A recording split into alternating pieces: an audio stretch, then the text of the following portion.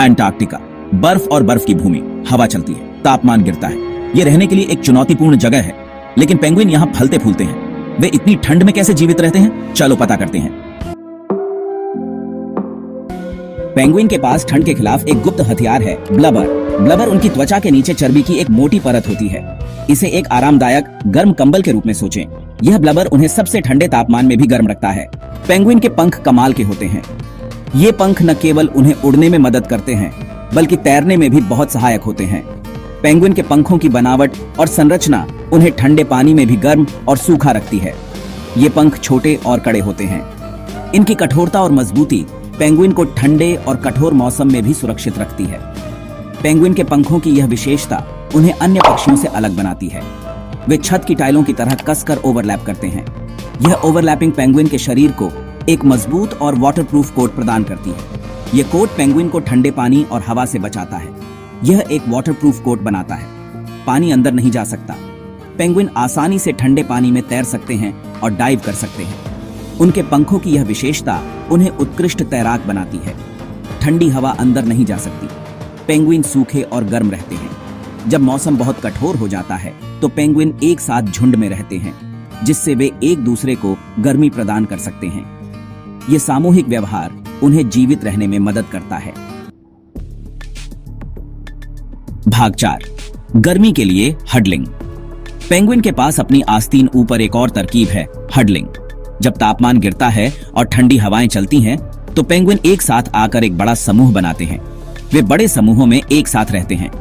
यह समूह उन्हें ठंड से बचाने में मदद करता है और उन्हें गर्म रखता है। वे बीच में खड़े होकर बारी बारी से काम करते हैं। हर पेंगुइन को बीच में खड़े होने का मौका मिलता है, जहां वे सबसे ज्यादा गर्मी महसूस करते हैं। बाहर वाले पेंगुइन को भी गर्म होने का मौका मिलता है। वे धीरे धीरे अंदर की ओर बढ़ते हैं, जिससे हर पेंगुइन को गर्मी का अनुभव हो सके। हडलिंग उन्हें शरीर की गर्मी साझा करने में मदद करता है। यह एक सामूहिक प्रयास है जो उन्हें जीवित रहने में मदद करता है। यह एक पेंगुइन हग है। यह हग न केवल उन्हें गर्म रखता है, बल्कि उनके बीच के बंधन को भी मजबूत करता है। यह एक अद्भुत दृष्टि है जो दिखाती है कि कैसे ये छोटे जीव एक दूसरे की मदद करते हैं।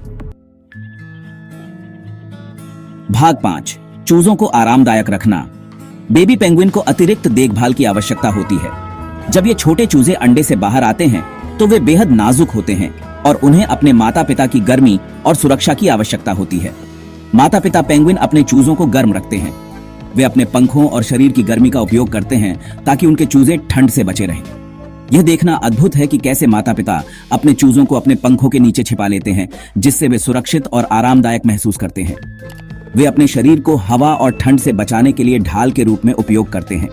जब मौसम बहुत कठोर हो जाता है तो पेंगुइन एक साथ झुंड बनाते हैं, जिससे वे एक दूसरे को गर्मी और सुरक्षा प्रदान कर सकें। यह सामूहिक व्यवहार उन्हें जीवित रहने में मदद करता है। वे अपने चूजों को अपने गर्म पेट के नीचे भी रख लेते हैं। यह एक अद्वितीय तरीका है जिससे पेंगुइन अपने चूजों को ठंड से बचाते हैं। पेंगुइन के पेट के नीचे का हिस्सा विशेष रूप से गर्म होता है, जो चूजों को ठंड से बचाने में मदद करता है। समर्पित माता पिता के बारे में बात करें। पेंगुइन माता पिता अपने चूजों की देखभाल में कोई कसर नहीं छोड़ते।